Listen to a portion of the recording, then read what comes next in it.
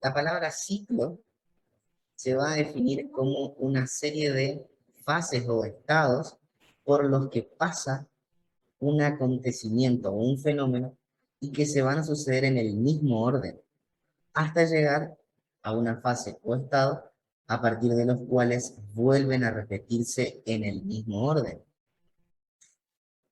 En pocas palabras, el ciclo va a comenzar en una fase y va a terminar en la misma fase. ¿Alguna vez utilizaron un lavarropas? Si nunca utilizaron un lavarropas, después vayan y miren un lavarropas, sobre todo el lavarropas el automático, el que tiene ciclos de lavado, van a ver que el lavarropas siempre está, digamos, en una misma dirección. Y cuando uno lo programa, van a ver que empieza a girar y termina, en teoría, siempre en la misma fase donde comenzó. Lo mismo sucede con el ciclo, ¿sí? Obviamente estos lavarropas no son lavarropas muy nuevos, hoy en día no van a poder ver eso, pero básicamente esa analogía que yo hice coincide con el ciclo, porque el ciclo menstrual, como dijimos anteriormente, comienza con el primer día de sangrado y va a terminar un día antes de que comenzó un nuevo sangrado. Entonces, es sencillo saber cuándo empieza y cuándo termina. ¿Está? Si ustedes pueden armarse una definición propia de ciclo, no me parece mal eso, al contrario, me parece perfecto, pero siempre recuerden que tanto el ciclo menstrual como cualquier ciclo va a ser un conjunto de fases que tienen una ritmicidad y siempre comienza y termina en la misma. Por eso se llama ciclo, porque hace justamente un ciclo de diferentes fases. Entonces, ya definido qué es el ciclo menstrual, fíjense que acá tenemos otra definición. Esta por ahí es un poco más sofisticada, más, no sé cómo decirlo, para que no quede mal, como un poco más rebuscada, y esta, personalmente, a mí me gusta un poquito más. Entonces, ¿en qué va a consistir el ciclo? En una serie de cambios, ¿sí? Cambios regulares que de forma natural ocurren en el sistema reproductor femenino, especialmente en lo que es útero y ovarios, los cuales van a hacer posible el embarazo o la menstruación, en caso de que el primero no tenga lugar. ¿Ok? Durante este ciclo de que vamos a hablar ahora, se van a ir desarrollando los gametos femeninos, que son los ovocitos. Si quieren un consejo mío, esta es la definición que para mí a ustedes les va a resultar más fácil como me lo resulta. Entonces, palabras claves. Ciclo menstrual, serie de cambios regulares, sistema reproductor femenino, ¿sí? Útero y ovario principalmente, hacen posible el embarazo. Vamos vamos a poner acá, embarazo o menstruación. Y otra palabra clave son gametos femeninos.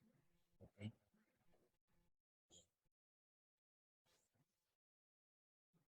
Siempre que ustedes van a hablar de ciclo, o sea, indefectiblemente van a tener que hablar de hormonas, van a tener que hablar de sistema endocrino. Y por eso es que acá están chicos que preparan solamente el final de ARTI, porque el sistema endocrino entra dentro de lo que es el final de articulación. Por eso estamos hablando de esto ahora. Para entender el ciclo, tenemos que saber primeramente qué es una hormona, qué es la menarca, la menstruación, qué es el útero, qué son los ovarios. ¿Sí? Una hormona va a ser una molécula de naturaleza proteica. Sí, inclusive hay definiciones que dicen que las hormonas son proteínas, ¿sí? Pero como hay hormonas de naturaleza lipídica, esas definiciones no están muy bien aceptadas.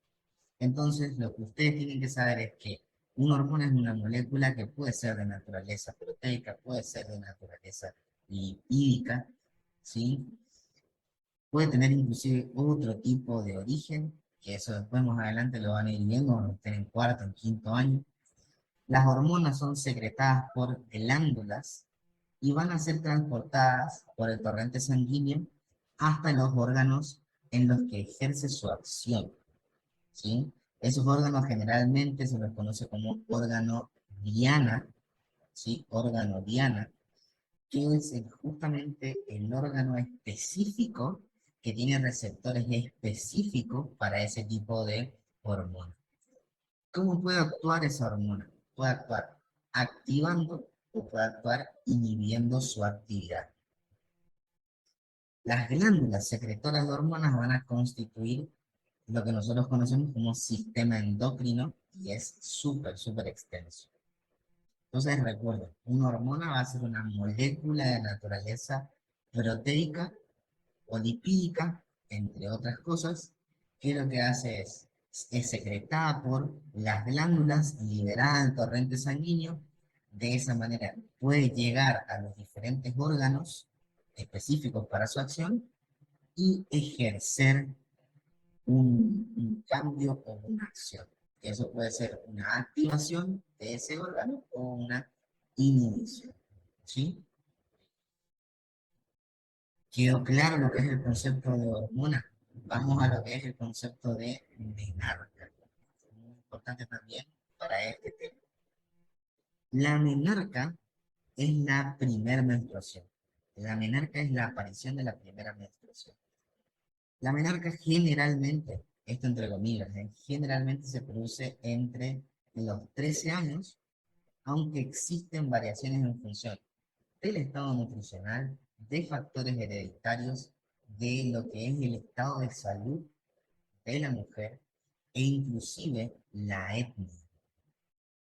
Entonces, han habido cambios en lo que es la presentación de la menarca. Entonces, decíamos, menarca es la primera menstruación. Recuerden eso, nunca se hagan olvidar, por favor, porque es algo básico y que les van a preguntar.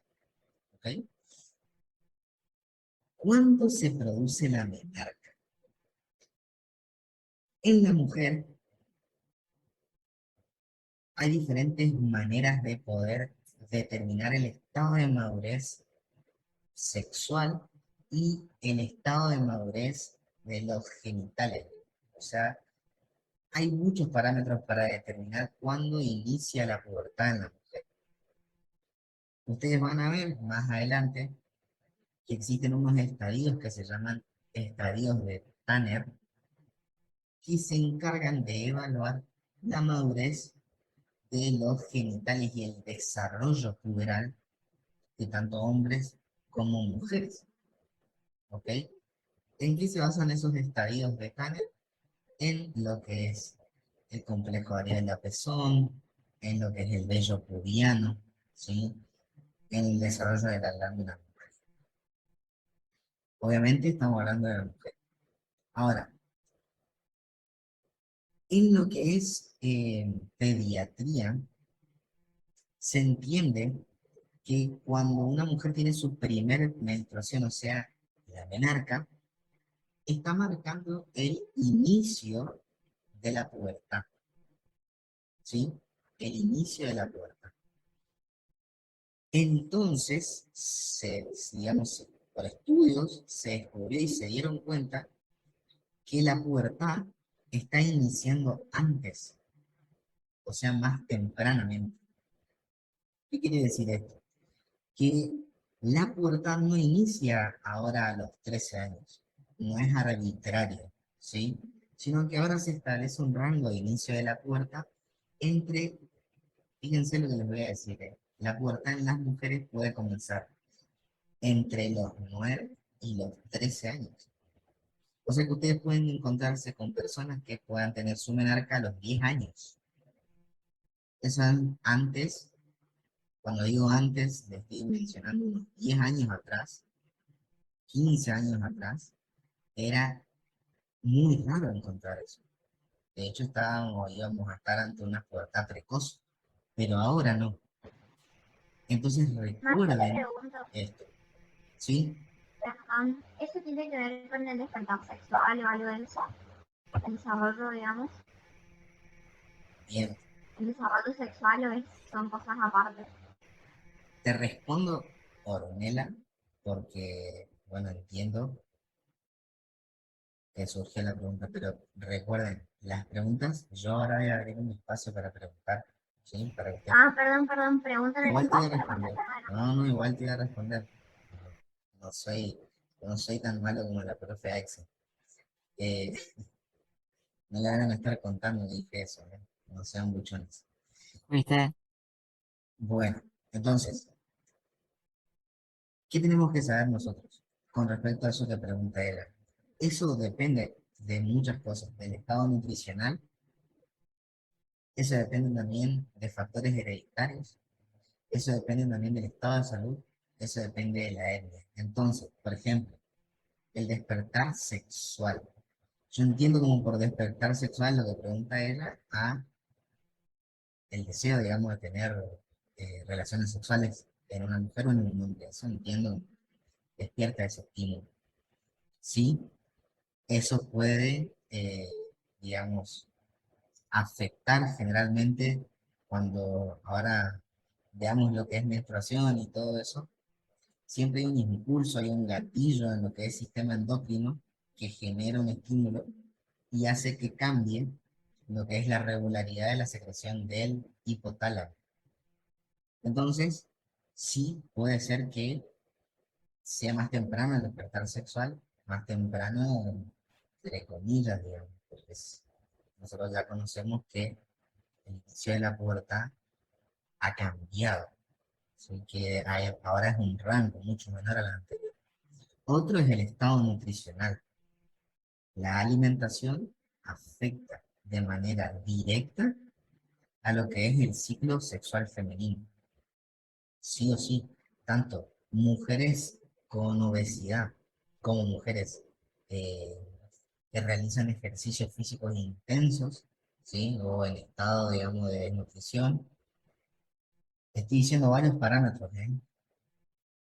Pueden tener alteraciones también en el ciclo porque ahora vamos a ver cuáles son las hormonas que intervienen en la regulación del ciclo, como es el estrógeno, y eso se ve muy afectado por la alimentación, ¿tá?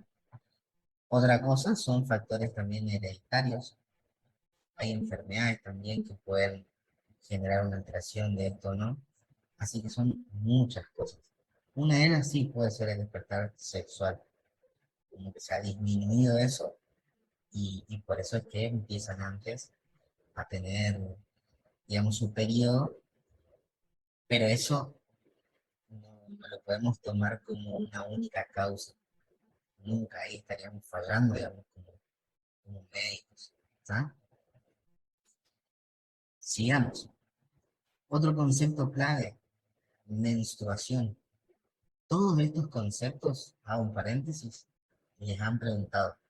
Por eso yo me tomé el trabajo de ponerlos ya ahí, todos los que fueron preguntando. ¿Qué es la menstruación? Acá es donde más tienden a chamullarme, a decirme que es. Recuerden, la menstruación es una hemorragia, un sangrado.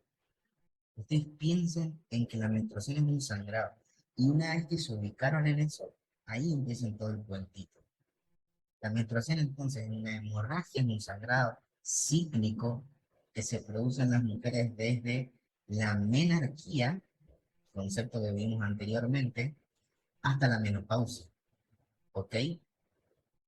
Entonces, menstruación. Lo primero que tienen que abordarse es sangrado. Un sangrado, una hemorragia cíclica que se produce en las mujeres desde la menarca hasta la menopausia. La mucosa uterina, ¿sí? Ustedes habrán visto leer lo que es útero. La mucosa uterina está preparada para anidar al cigoto que se desprende, ¿sí?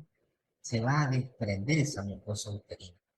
¿Cuáles son las capas que se desprenden de lo que es el útero? Y eso es una pregunta de examen siempre. La capa compacta y la capa esponjosa del endometrio uterino. A esa capa se la conoce como capa funcional y son las que se van a desprender. si no se ha producido la fecundación. Y no solo que se desprende, sino que se elimina junto con sangre fluida a través de los genitales. Entonces la mujer regularmente o irregularmente va a tener una hemorragia, un sangrado a nivel vaginal todos los meses, ¿sí? Entonces, ese sangrado, ¿qué contiene? Sangrado va a contener a la capa funcional del endometrio uterino, va a contener también al ovocito que no fue fecundado y va a contener también sangre, moco y agua. ¿Sí? Todo eso tiene el sangrado menstrual. ¿Cuánto es la pérdida, entre comillas, fisiológica? La pérdida sanguínea oscila aproximadamente entre 20 y 70 mililitros. 20 y 70 mililitros aproximadamente. Y se producen con un intervalo promedio, recuerden, promedio, entre 28 días. ¿Sí? 28 días. Aunque, según el organismo de la mujer, pueden existir diferentes tipos de variaciones también, que eso es fundamental que ustedes puedan conocer. Y acá es donde siempre hay quilombo, siempre, siempre hay problemas con esto, porque hay mucha bibliografía que habla de un rango de duración de los ciclos diferentes. Pero bueno, eso lo vamos a ver ahora un poquitito más adelante. Menstruación. La aparición de la menstruación va a estar ligada con el ciclo ovárico y suele durar aproximadamente unos 5 días, más o menos 2. ¿Cuánto dura la menstruación? Supongamos que le digo, bueno, Francis, decime cuánto dura la menstruación, la fase menstrual. 5 días más o menos 2. 5 días más o menos 2. ¿Está? Ese es el rango normal. Sería aceptado para decir que una mujer no tiene una alteración en su sangrado. Continuemos, ¿sí? Útero. Bueno, esto ustedes deben dominar, ¿sí? El útero, órgano genital femenino, obviamente es un órgano impar, es un órgano hueco, muscular, tiene forma de pera invertida, también inclusive se puede decir que tiene una forma triangular, va a estar localizado en la pelvis menor, relacionándose anteriormente con la vejiga, va a relacionarse superiormente con los uréteres, inferiormente con la vagina. ¿Recuerdan eso? Porque esas son todas cosas que les pueden preguntar. Mide aproximadamente unos 6,5 centímetros de longitud, pero hay esos parámetros, si AIXA los cambió, les llegó a dar algo diferente, tomen el que les dio ella, tomen el que les dio ella, porque por ahí se actualizan algunas medidas y cada uno de nosotros que nos encargamos de los temas, vamos cambiando eso. Se va a encontrar inclinado hacia adelante, formando un ángulo de 90 grados con la vagina anteversión, y además forma un ángulo respecto a la vagina, entonces puede hacer también una anteflexión, una antedorsoflexión. Se pueden distinguir tres regiones diferenciadas: el cuerpo, que es la parte más voluminosa. Ahí están, en el cuerpo, en la parte superior, están implantadas las trompas, un istmo y un cuello del útero, que es la porción inferior y cilíndrica, que va a generar su apertura en lo que es el canal vaginal. A ver si ahora les voy a mostrar una imagen. Bien, fíjense que para que ustedes se den una idea también, el útero se mantiene su posición normal o más frecuente mediante ligamentos. Que estos ligamentos lo que hacen es unir al útero a la pared abdominal o útero y relacionarlo con otros órganos, ¿sí? ¿Cuáles son esos ligamentos? Ligamentos anchos del útero, redondos y los úteros sacros. Inclusive hay dos más que pueden encontrarlos también, eso va variando según la bibliografía. Histológicamente, el útero está compuesto por una capa mucosa o endometrio uterino, una capa muscular y una capa serosa, mucosa, muscular y serosa. El endometrio, que obviamente es la capa más interna, va a estar también compuesto por 3 capas de tejido.